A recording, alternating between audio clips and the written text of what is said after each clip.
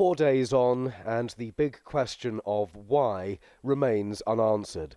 Gunman Stephen Paddock had sent his girlfriend, Marilou Danley, out of the country. She is now back, has spoken to police, and issued this statement read by her lawyer. I knew Stephen Paddock as a kind, caring, quiet man. I loved him and hoped for a quiet future together with him.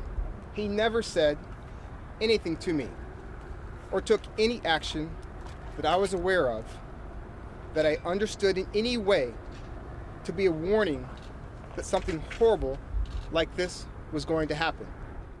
The vast arsenal of weapons stockpiled in the hotel suite poses its own questions. Police believe Paddock must have had help. Do you think this was all accomplished on his own? Self-value, face value, you got to make the assumption that he had to have some help. More extraordinary stories of survival are emerging.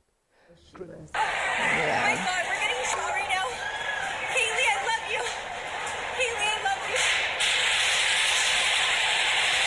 Crystal Alanis recorded a message for her daughter as she took cover. I was afraid that I was going to be in the middle of a stampede and be trampled on.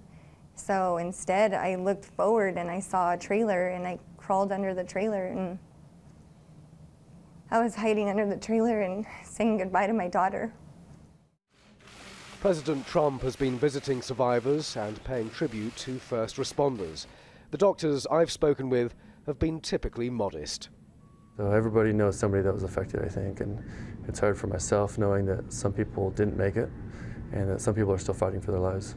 I'd open the truck, it's 10:30, 11 o'clock at night, there's very little ambient light, it's only the light from the hospital, and I have to find these holes. But these patients were some of the best patients, they are the greatest patients I've ever taken care of. They were so selfless, they would look to me and tell me, no, doc, I'm good, thank you so much for what you're doing. No, I'm the good. This guy, he's the one, he's hitting the chest, he has a hole here.